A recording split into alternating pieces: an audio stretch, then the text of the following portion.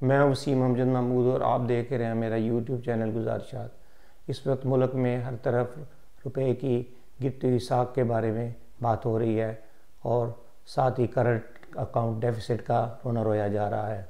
रुपए की गिरावट ने हर तरफ तूफ़ान महंगाई बर्पा कर दिया है और बुनियादी अशिया की कीमतें आसमान पर पहुंच चुकी हैं। गरीब और मिडिल क्लास आवाम के लिए ये महंगाई अज़ाब बनती जा रही है। इसमें कोई शक नहीं है कि पाकिस्तान एक अल्लाह ताला ने 4 मौसमों से नवाजा है और एक वसी रकबा ज़राअत के लिए मौजूद है। हिंदुस्तान की तकसीम से पहले मगरबी पंजाब, जो आजकल पाकिस्तान का पंजाब है, सारे मुल्क की ज़रूरी अजनास की ज़रूरियात पूरी करता था। लेकिन वक़्त गुज़रने के साथ जो हमसाया मुल्क है और आबादी में 5 गुना ज़्यादा है, उसने अपने आप को ग़ज़ाई ज़रूरियात में खुद कफ़ील कर लिया, जबकि वो हिस्सा जो पूरे हिंदुस्तान को ग़ज़ाई अजनास सप्लाई करता था वो अपनी ज़रूरियात भी पूरी ना कर सका। गंदम और चीनी जैसी चीज़ें भी इम्पोर्ट करनी पड़ रही हैं, जिससे मुल्क का बेइंतहा ज़र मुबादला ज़ाया हो रहा है और अजनास भी महंगी कीमत पर मिलती हैं। PTI की हुकूमत ने इंतखाबात से पहले ये नारा दिया था, सस्ती अशिया मुहैया करेंगे और साथ ही रोज़गार भी मुहैया करेंगे। इसमें नौजवानों को बड़ी उम्मीद थी और उन्होंने मदद भी की इलेक्शन में। लेकिन अफसोस ये हुआ कि ना तो नौकरियां मिली और ना ही महंगाई कम हुई, बल्कि बहुत ज़्यादा हो गई। यहाँ पर ये सब कहते हैं कि 3 साल के अंदर ना तो लूटी दौलत वापस आई और ना महंगाई को बेहतर किया गया। उल्टी हो गई सब तदबीरें जब दुआ ने कोई काम ना किया। लेकिन क्या हुआ, दुआएं तो डॉक्टर ज़फ़र साहब महंगी करके चले गए और भूतना किसको पड़ा, अवाम को। चीनी मीठे भाई ले गए और आटा खुसरो बख्तियार साहब के ज़िम्मे लग गया। इसी तरह एक बहुत उम्दा शख्सियत और काबिल शख्सियत, जिसके बारे में वज़ीर आज़म साहब ने ये कहा था कि वो नेचुरल गैस, पेट्रोलियम और लिक्विड गैस के बारे में बहुत बेहतरी करेंगे, नदीम बाबर साहब, लेकिन वो ऐसा कुछ कर गए कि जो सस्ती गैस और पेट्रोलियम था वो बहुत महंगी कीमतों पर इस मुल्क को मिला। और किसने बर्दाश्त किया? इस मुल्क के अवाम ने बर्दाश्त किया। इक़्तिदार में आने से पहले ये दावा किया जा रहा था कि हमने होमवर्क मुकम्मल कर लिया है और हमारे पास एक काबिल टीम है। उसके बाद इकनॉमिक रिफॉर्म्स के लिए असद उमर साहब की क़यादत में एक थिंक टैंक बनाया गया। पता नहीं वो थिंक टैंक था या नहीं, लेकिन थिंक ज़रूर था। और टैंक का वो हाल हुआ जो 1965 में चुंडा के बॉर्डर पे जो लड़ाई के दौरान इंडियन टैंकों का हुआ था। एक मेंबर जो उस थिंक टैंक थे, उन पर एतराज़ किया गया, तो उनके प्रोटेस्ट में 2 फॉरेन मेंबर्स जो अपनी फील्ड में कॉम्पिटेंट थे वो भी रिज़ाइन कर गए।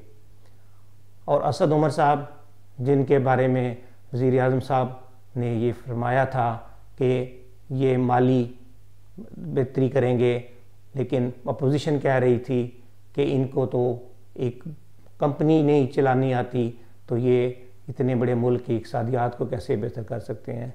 और यही हुआ, चंद माह के बाद असद उमर साहब को काबीना से बाहर का रास्ता दिखा दिया गया।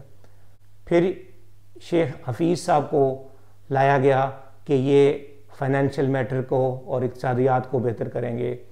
उन्होंने काम शुरू किया, एक टीम बनाई और आहिस्ता आहिस्ता रिज़र्व बढ़ने शुरू हुए, एक्सपोर्ट भी बेहतर होनी शुरू हुई और इस तरह लग रहा था कि कुछ बेहतरी आ रही है। वज़ीर ख़ज़ाना ने मीडिया पर आकर ये कहा कि डॉलर जो 164 तक चला गया था अब 154 का है और फेयर वैल्यू जो डॉलर की है वो 145 रुपये है और मुस्तकबिल में कोई चांस नहीं कि रुपया और गिरे। ये भी उन्होंने कहा कि हम स्टेबिलिटी की तरफ जा रहे हैं। लेकिन शायद चंद मुक़्तदिर हलकों को उनकी कोई बातें पसंद नहीं आईं कि उनके ख़िलाफ़ ये प्रोपेगेंडा किया गया कि वो IMF के एजेंडे पर काम कर रहे हैं और बजट में बिजली और गैस की कीमतें बढ़ाएंगे। और ऐसा बंदोबस्त किया गया कि वो सेनेट के मेंबर ही ना बन सके और अल्टीमेटली उनको घर जाना पड़ा। शौकत तरीन साहब को फिर ये ओहदा दिया गया और फिर वही दावा कि ये पॉलिसियों को बेहतर बनाएंगे। शौकत तरीन साहब ने अपने पहले ही प्रेस कॉन्फ्रेंस में ये पुरानी पॉलिसियों पर तनकीद की और ये कहा कि हम आवाम दोस्त बजट बनाएंगे और ऐसी पॉलिसियाँ होंगी जिसमें महंगाई कम होगी। लेकिन बजट जो है वो जब दिया गया तो उसमें कोई नया इजाफी टैक्स ना लगाया गया और जो इंडस्ट्री को कहा गया था चंद मुराद भी दी गई। इकनॉमिक एक्सपर्ट कह रहे थे कि ये बातें मुमकिन ही नहीं हैं, महंगाई आनी है। और वही हुआ। 3 माह भी ना गुजरे थे कि बिजली की कीमतें बढ़नी शुरू होगी, पेट्रोलियम की कीमतें बढ़नी शुरू होगी और साथ ही डॉलर की कीमत बढ़नी शुरू हुई और रुपया डिवैल्यू होना शुरू हो गया। तो यहाँ ये कहा जाता है कि आवाम को एक वज़ीर ख़जाना के बाद 100 डंडे भी खाने पड़े और 100 गंडे भी खाने पड़े। ये इस तरह के इक़दामात जो फाइनेंशियल होते हैं वो कोई एक दिन का या चंद महीनों का खेल नहीं होता। पॉलिसियाँ बड़े लंबे अरसे से बनती हैं। हिंदुस्तान में अगर मनमोहन सिंह ने वज़ीर ख़जाना होकर एक लॉन्ग टर्म और शॉर्ट टर्म पॉलिसी से काम किया था तो वहाँ यही चीज़ भी इम्प्लीमेंट होनी थी, लेकिन शायद यहाँ ऐसा कोई तरीक़ाकार ही नहीं था या कंसिस्टेंसी और पेशेंस नहीं पाया गया। क्योंकि जब महंगाई हो रही थी और शोर शराबा था तो कोई हल निकालने की कोशिश की गई, लेकिन हल इस तरह नहीं निकलते। मुल्क में जब डॉलर बहुत तेज़ी से प्राइस बढ़नी शुरू हो गई तो वज़ीर ख़जाना साहब ने आके ये ऐलान कर दिया कि जी हमसे गलती हो गई है कि हमने गाड़ियों की इंपोर्ट के ऊपर इजाज़त दे दी है और बहुत ज़्यादा ज़र मुबादला बाहर चला गया है और हमारा करंट अकाउंट डेफिसिट बढ़ गया है। कहाँ एक तरफ करंट अकाउंट बेहतर हो रहा था तो यहाँ फिर वही गिरावट शुरू होगी और करंट अकाउंट खसारा ज़्यादा हो गया। इस तरह लगता है कि जिन लोगों ने बजट बनाया या जो इकनॉमिक टीम है वो अनाड़ियों पर मुश्तमिल है।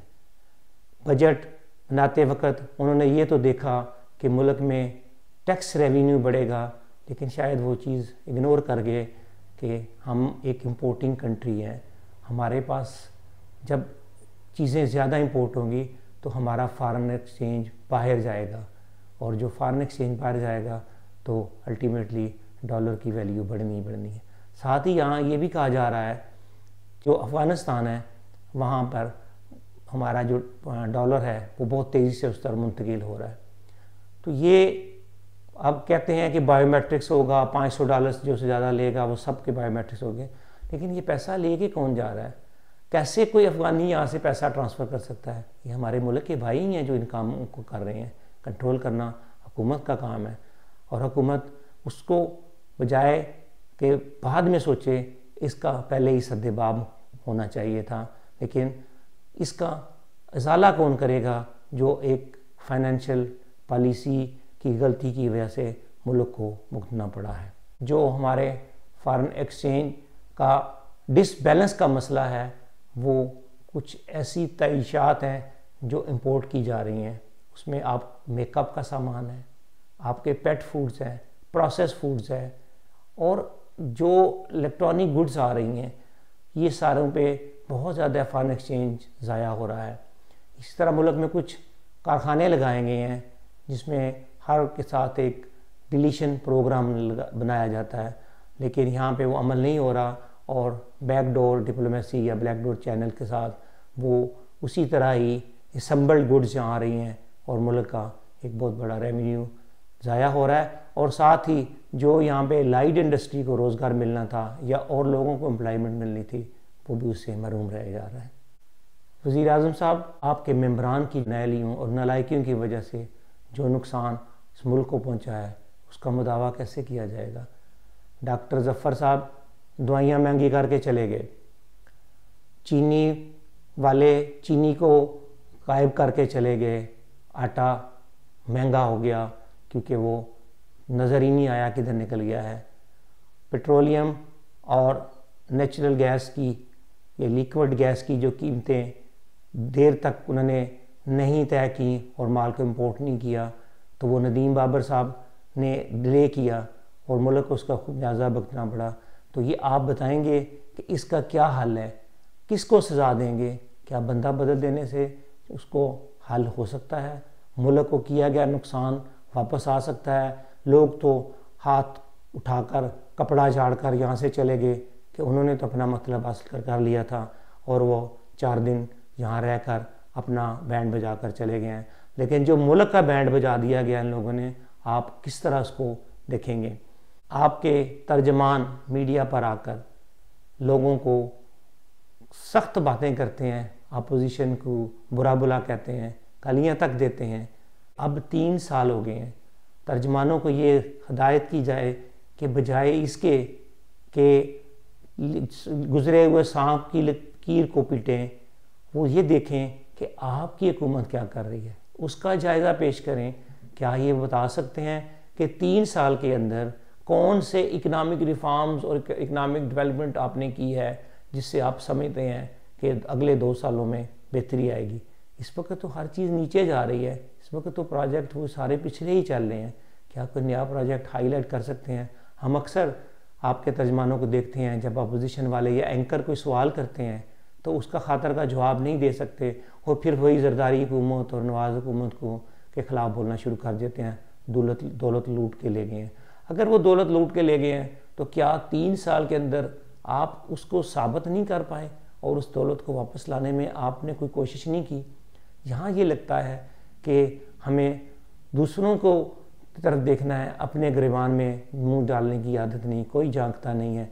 हम देखें कि हम क्या कर रहे हैं। इस वक्त ज़रूरत इस वक्त बात की है कि आपकी टीम जो है वो ये देखे कि हम किस तरह इस मुल्क को बेहतरी की तरफ ले सकते हैं।